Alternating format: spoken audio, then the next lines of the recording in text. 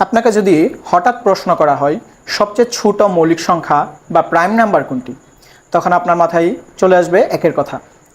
তখন আপনি কনফিউশনে পড়ে যাবেন, এক মৌলিক সংখ্যা নাকি এক মৌলিক সংখ্যা নয়। এক কেন মৌলিক সংখ্যা নয়, আজকে আমরা ক্লাসে জানবো এক মৌলিক সংখ্যা নয় কেন, সেই সাথে 1 থেকে 100 পর্যন্ত মৌলিক সংখ্যা কি কি, কিভাবে বের করব, এবং 1 থেকে 100 পর্যন্ত মৌলিক সংখ্যা বের করার যে ম্যাজিক নাম্বার আছে তা আমরা আজকের ক্লাসে শিখব।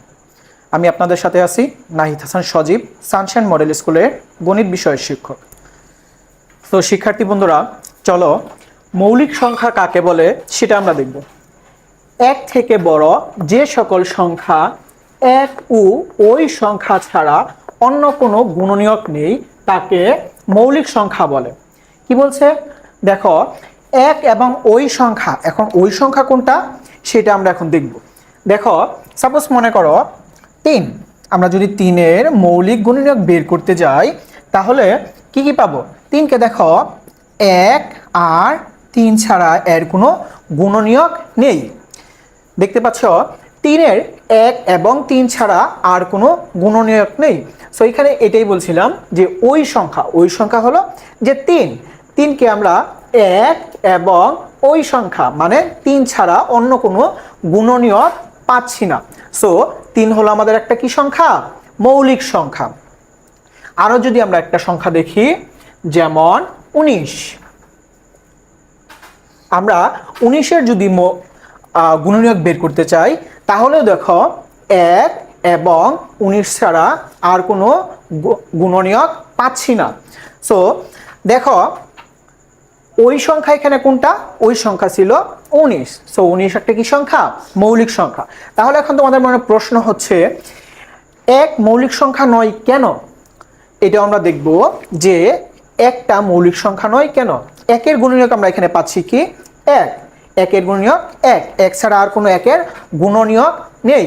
আমরা সংজ্ঞা থেকেই বুঝতে পারছি 1 থেকে বড়, আমাদের সংজ্ঞায় বলা ছিল কি 1 থেকে বড়। সো 1-এর বড় হতে হবে যে সকল সংখ্যা 1 ও ওই সংখ্যা ছাড়া অন্য কোনো গুণনীয়ক নেই। আমাকে কি করতে হবে, 1 এবং ওই সংখ্যা বাদ দিতে হবে, এই সংখ্যাগুলো ছাড়া অন্য কোনো গুণনীয়ক আমরা পাবো না। এখন এক মৌলিক সংখ্যা নয় এর কারণ হচ্ছে 1 থেকে বড় আমাদের সংজ্ঞায় বলা ছিল। আমরা এই ক্লাসে জেনে গেছি 1 কেন মৌলিক সংখ্যা নয়, সেটা অলরেডি আমরা শিখে ফেলেছি। সো বন্ধুরা, আমাদের মৌলিক সংখ্যা শুরু হবে কোন জায়গা থেকে, 2 থেকে। আমি কি বলছিলাম যে আমাদের কোন কোন সংখ্যা মৌলিক সংখ্যা নয় তা আমরা এখন দেখে ফেলবো, এবং সাথে সাথে দেখব সবচেয়ে ছোট জোড় মৌলিক সংখ্যা কোনটি। আমরা দেখতে পাচ্ছি সবচেয়ে ছোট জোড় মৌলিক সংখ্যা হচ্ছে 2। কিভাবে, চলো আমরা একটু দেখি। 2কে 1 এবং 2 এর গুণনীয়ক ছাড়া অন্য কোনো গুণনীয়ক নেই।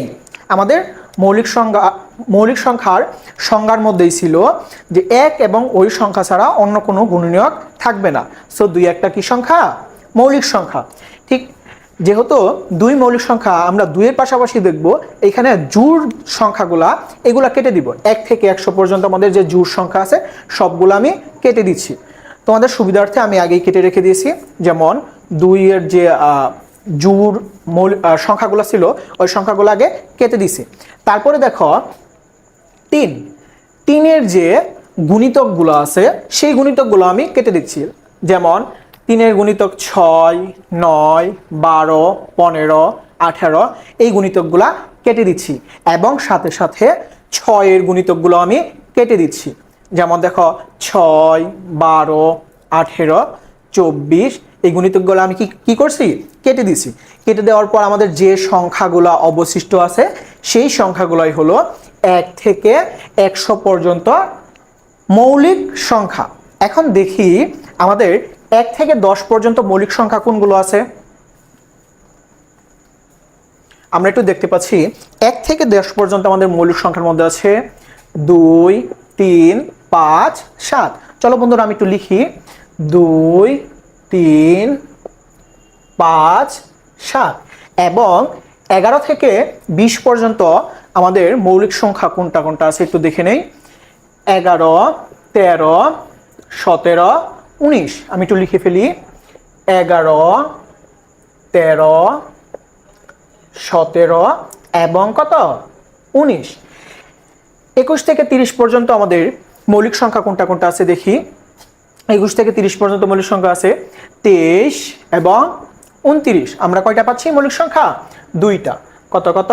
23 এবং 29। সেই সাথে সাথে আমরা দেখব 31 থেকে 40, 41 থেকে 50, 51 থেকে 60, 61 থেকে 70, 71 থেকে 80, 81 থেকে 90 এবং 91 থেকে 100।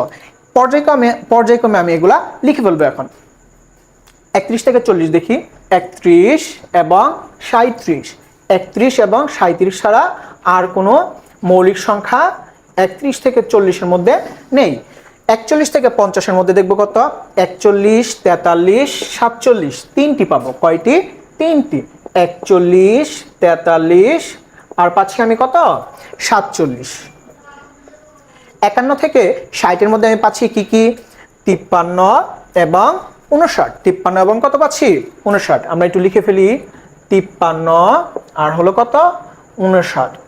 61 থেকে 70-এর মধ্যে আমরা কত পাচ্ছি? 61 এবং 67। কত কত পাচ্ছি? 61 এবং 67। 71 থেকে 80-এর মধ্যে আমরা কি কি পাচ্ছি? 71, 73 এবং 79। আমরা কয়টা পাচ্ছি? তিনটা। 71, 73 এবং পাচ্ছি কত? 79। ঠিক একই রকম ভাবে 81 থেকে 90-এর মধ্যে আমরা কত কত পাচ্ছি একটু দেখি। 83 এবং 89। আমরা দুইটা মৌলিক সংখ্যা পাচ্ছি। কি কি? 83 এবং 89। এবং আমাদের সর্বশেষ যে ডিজিট আছে সেটা 91 থেকে 100। সো বন্ধুরা, 91 থেকে 100-এর মধ্যে আমাদের মৌলিক সংখ্যা কয়টি আছে? তোমরা ইজিলি এখন বলে ফেলতে পারবে। তোমরা একটু কমেন্টে বলে দিতে পারো অবশ্যই কয়টি আছে। আমরা দেখতে পাচ্ছি কয়টি আছে এইখানে। একমাত্র মৌলিক সংখ্যা কত? 97। একমাত্র মৌলিক সংখ্যা কত? 97। তাহলে তোমরা অলরেডি শিখে ফেলছ 1 থেকে 100-এর মধ্যে মৌলিক সংখ্যা কি কি, সেটা আমি একটু পর্যায়ক্রমে লিখে ফেলছি। দেখি তো আমরা আর একটু আলোচনা করি বা একটু ওভারভিউ দেখি। 1 থেকে 10-এর মধ্যে আমরা মৌলিক সংখ্যা পাইছি কয়টা? 4টা। 11 থেকে 20-এর মধ্যে পেয়েছি কয়টা? 4টা। এবং 21 থেকে 30-এর মধ্যে আমরা পেয়েছি কয়টা? 2টা। 31 থেকে 40-এর মধ্যে 2টা। 41 থেকে 50-এর মধ্যে 2টা। 51 থেকে 60-এর মধ্যে আমরা পেয়েছি কয়টা? 2টা। দুঃখিত, 41 থেকে 50-এর মধ্যে আমরা মৌলিক সংখ্যা পেয়েছি 3টা।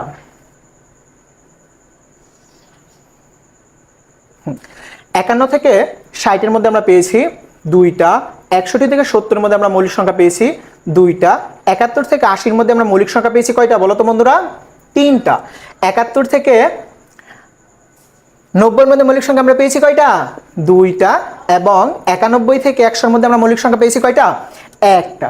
আমরা যদি এই যে 4টা, প্রথম 4টা, 4টা, 2টা, 2টা, 3টা, 2টা, 3টা, 3টা, 2টা, 1টা, এটাকে যদি আমরা একটা লিখি, সারিবদ্ধভাবে লিখি, তাহলে আমরা এইটাকেই বলবো একটা ম্যাজিক নাম্বার। চলো আমরা একটু লিখে ফেলি। প্রথম আমরা পেয়েছি কত? 4, 4, তারপরে পেয়েছি 2, 2, তারপরে পেয়েছি কত?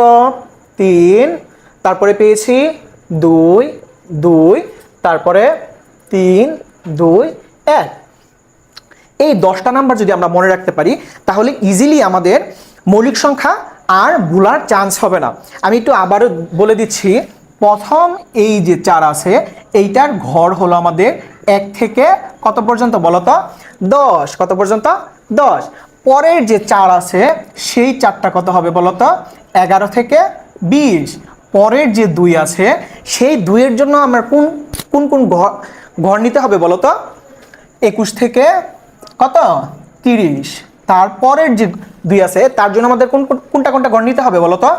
31 থেকে 40। একই রকম ভাবে আমরা পর্যায়ক্রমে চলে যাব। 41 থেকে 50, 51 থেকে 60 এবং 61 থেকে 70, 71 থেকে 80, 81 থেকে 90 এবং সর্বশেষ ডিজিট হলো আমাদের 91 থেকে 100। সো আমরা এই 10টা ডিজিট যদি আমরা মনে রাখতে পারি, 4 4 2 2 3 2 2 3 2 1, আমরা যদি এই কয়েকটা নাম্বার মনে রাখতে পারি তাহলে আমাদের আশা করি 1 থেকে 100 পর্যন্ত মৌলিক সংখ্যা আর কখনোই ভুল হবে না। এই পর্যন্ত ছিল আজকে আমাদের মৌলিক সংখ্যা নিয়ে বিস্তারিত আলোচনা। আমি তোমাদের সাথে ছিলাম নাহিদ হাসান সজীব।